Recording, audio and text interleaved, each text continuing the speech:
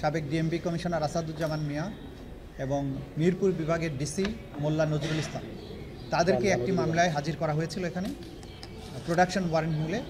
আমরা তাদেরকে গ্রেপ্তার দেখিয়ে জেলখানায় প্রেরণের জন্য আবেদন করেছিলাম, সেটা মঞ্জুর হয়েছে।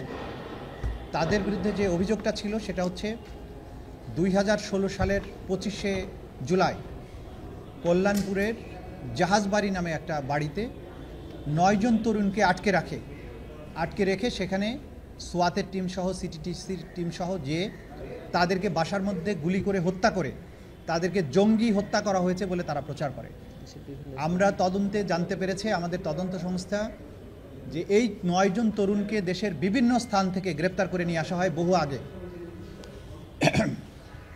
এবং অনেকেই ডিবি হেফাজতে ছিলেন 2 মাস ধরে 3 মাস ধরে। সেইখান থেকে তাদেরকে ধরে নিয়ে রাতের বেলা ওই বাসার মধ্যে জড়ো করা হয়। জড়ো করার পরে রাতের বেলা হঠাৎ করে ব্লক রেইডের কথা বলে সেইখানে সবাই হাজির হয়ে যান, পুলিশের ঊর্ধ্বতন কর্মকর্তারা, এবং তাদেরকে সেখানে ঢুকে সেই লোকদেরকে গুলি করে হত্যা করে জঙ্গিদেরকে হত্যা করা হয়েছে মর্মে তারা প্রচার করে। সেই সময়ে তাদের এই জঙ্গি নাটকগুলো একটা নিত্য নৈমিত্তিক ব্যাপার হয়ে দাঁড়িয়েছিল। যারা ইসলামিক ভাবাপন্ন জনগোষ্ঠী বাংলাদেশের, তাদের মধ্যে প্রকৃত অপরাধী কেউ থাকতেও পারে, সেটা ভিন্ন কথা, কিন্তু সাধারণভাবে একটা ভয়ের সংস্কৃতি চালু করার জন্যে যারাই একটু ইসলামিক ভাবধারার মধ্যে ছিল তাদেরকে এইভাবে জঙ্গি নাম দিয়ে ধরে নিয়ে গিয়ে বিভিন্ন জায়গায় হত্যা করে। তার আগে ক্রসফায়ারের নামে যে বিচার বহির্ভূত হত্যাকাণ্ডগুলো চালু ছিল সেইখান থেকে তারা সমালোচনার মুখে এক ধাপ সরে এসে বিভিন্ন বাড়িতে লোকদেরকে আটকে রেখে হত্যা করে তারা জঙ্গি সেখানে জড়ো হয়েছিল এই মর্মে তারা প্রচার করে, এবং এই ধরনের অনেকগুলো ঘটনার সাক্ষ্য প্রমাণ এই তদন্ত সংস্থা হাতে এসেছে। তারই একটি অংশ ছিল এই জাহাজবাড়ি হত্যাকাণ্ড। এই তরুণদের আত্মীয় স্বজনকে এতটা ভয় দেখানো হয়েছিল যে তাদেরকে হত্যা করার পরে তাদের মৃতদেহগুলোকে গ্রহণ করার জন্য পরিবারের কেউ আসেনি। বলা হয়েছে যে তারা পরিবার তাকে ঘৃণা করে সেজন্য আসেনি, কিন্তু তদন্ত সংস্থা যেটা জানতে পেরেছে যে তাদেরকে ভয় দেখানো হয়েছিল এবং একটা ঘৃণার সংস্কৃতি চালু করার জন্য, যে এই মানুষগুলোকে বিচার বহির্ভূতভাবে হত্যা করা সত্ত্বেও তাদের প্রতি মানুষ যাতে সিম্পাথাইজড হতে না পারে সেজন্য বলা হয়েছিল যে তাদের পরিবার তাদেরকে ঘৃণা করে। তদন্ত সংস্থা এগুলো তদন্ত করে তার সাক্ষ্য প্রমাণাদি পেয়েছেন, এবং এই আইজিপি শহীদুল হক সহ আসাদুজ্জামান মিয়া তারা নিজেরা সেখানে ঘটনাস্থলে উপস্থিত ছিলেন। তাদের নির্দেশনায় পরিকল্পনায় এই জঘন্যতম হত্যাকাণ্ডটি বাস্তবায়ন হয়, এবং এই ধরনের জঙ্গি নাটক সাজিয়ে মানুষকে হত্যা করার তারা একটা কালচারে পরিণত করেছিলেন, এবং সেই কালচারের ধারাবাহিকতায় বাংলাদেশের বিভিন্ন জায়গায় অনেকগুলো ঘটনা এরকম ঘটেছে। সে কারণে এটা একটা মানবতা বিরোধী অপরাধ হিসাবে গণ্য করে এর বিরুদ্ধে তদন্ত শুরু হয়েছে। তদন্তর প্রক্রিয়ার কাজ চলছে, অনেক সাক্ষী আমরা ইতিমধ্যে পেয়েছি। আগামী কত তারিখ 7ই মে তারিখে এটা পরবর্তী তারিখ ধার্য করা হয়েছে। এর বাইরে আরও 2টো মামলা ছিল। একটা হচ্ছে বনশ্রীতে যে কার্নিশে ঝুলে থাকা এক তরুণকে 6টা গুলি করা হয়েছিল, সেই মামলায় চঞ্চল এবং আরেকজন এখানকার এডিসি ছিল রাজন, তাকে হাজির করা হয়েছিল। সেই মামলাটি তদন্ত প্রায় শেষ পর্যায়ে, এটা ড্রাফট রিপোর্টও এসে গেছে, কিন্তু এটার ফাইনাল রিপোর্ট দেওয়ার জন্য আমরা আরও 1 মাস সময় চেয়েছি, আদালত সেটা মঞ্জুর করেছেন। আরেকটা হচ্ছে মিরপুরের যে হত্যাকাণ্ড হয়েছিল সেখানে মাত্র একজন আসামি গ্রেপ্তার আছে, তাকে হাজির করা হয়েছিল।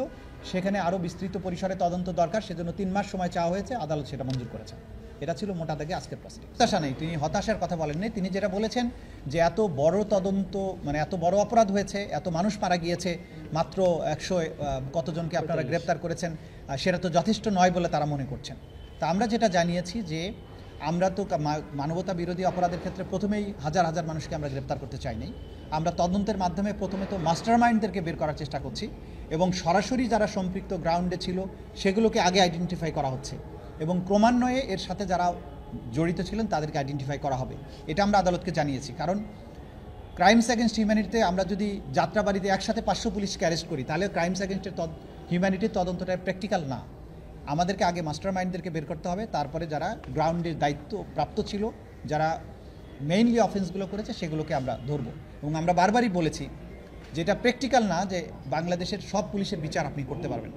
সেই ক্ষেত্রে আমাদেরকে মেইন পারপিট্রেটরকে আইডেন্টিফাই করে সেভাবে আমরা অগ্রসর হচ্ছি, সেটা আমরা আদালতকে জানিয়েছি। আদালত একটা জিনিস জানতে চেয়েছেন যে তদন্ত সংস্থা আছে তাদের সেই সক্ষমতা যা আছে সেটা যথেষ্ট কিনা, নাকি এটা আপনারা বাড়ানোর চিন্তা করছেন, সেটাও আমরা জানিয়েছি যে জনবল বাড়ানোর জন্য সরকার ভাবছেন, তদন্ত সংস্থার ব্যাপৃতি বাড়ানোর জন্য কাজ চলছে, ইভেন ট্রাইব্যুনালও সংখ্যা বাড়ানোর জন্য সরকারের বিবেচনায় আছে। যেহেতু মামলার সংখ্যা বাড়ছে, আসামির সংখ্যা বাড়ছে, ন্যায় বিচার দ্রুততম সময়ের মধ্যে করার ব্যাপারে সরকারই এটা ভাবছেন যে ট্রাইব্যুনালের ব্যাপ্তিটা বাড়াবেন। এটা আমরা আদালতকে জানিয়েছি। সরকারই চিন্তাভাবনা করছেন। ডেফিনেটলি সরকার যখন কোনো পরিকল্পনা করবেন আমাদের সাথে তো আলোচনা করবেনই, এবং আমরা এই ব্যাপারে পজিটিভ মতামত দিচ্ছি যাতে করে ট্রাইব্যুনাল অন্তত দ্বিতীয় ট্রাইব্যুনাল এখানে হয়, সে ব্যাপারে আমাদের পজিটিভ মতামত রয়েছে। সব বিষয়ে তো আমরা অ্যাড্রেস করতে পারবো না। শহীদ পরিবারের অধিকার আছে, তারা দাবি করবেন, বিচার চাইবেন, আসামিদের গ্রেপ্তার চাইবেন, খুবই স্বাভাবিক। সুতরাং তারা তাদের গণতান্ত্রিক অধিকারের জায়গা থেকে, তারা তাদের বেদনার জায়গা থেকে দাবি জানাবেন, এটা নিয়ে কোনো সমস্যা নেই, দাবি জানাতেই পারেন। কিন্তু আন্তর্জাতিক অপরাধ ট্রাইব্যুনাল কাজ করবে তার আইনের নিজস্ব কাঠামোর মধ্য দিয়ে, আইনের নিজস্ব প্রক্রিয়া অনুসরণ করে। আমরা যেমন দ্রুততম সময়ের মধ্যে মানুষকে ধরে এনেই তো এখানে, এটা তো মব জাস্টিস না যে আমি চাইলাম ধরে নিয়ে আসলাম, বা অথবা ম্যাজিস্ট্রেটরা যেটা করে ওই কি বলে এটা মোবাইল কোর্ট, এটা তাৎক্ষণিক বিচার তো এটা না। এটা ক্রাইমস অ্যাগেনস্ট হিউম্যানিটি, জটিলতম অপরাধ, জটিলতম তদন্ত পদ্ধতি, বিচারের পদ্ধতি, সেটাকে আন্তর্জাতিক স্ট্যান্ডার্ড অনুযায়ী করতে হবে। 6 বা 7 মাস সময় ক্রাইমস অ্যাগেনস্ট হিউম্যানিটির তদন্তের জন্য যথেষ্ট না। তারপরেও বাংলাদেশের বাস্তবতায় সময়ের চাহিদা অনুযায়ী দিনরাত পরিশ্রম করে 4-5টা মামলার তদন্ত শেষ করা হয়েছে। একটা তদন্ত রিপোর্ট আমরা ইতিমধ্যে হাতে পেয়েছি, আর বাকিগুলো ঈদের পরপরই আমরা পাবো। তদন্ত রিপোর্ট পাওয়ার পরপরই আনুষ্ঠানিক বিচারের যাত্রাটাও শুরু হবে। আমাদের দিক থেকে আমরা সর্বোচ্চটা করছি।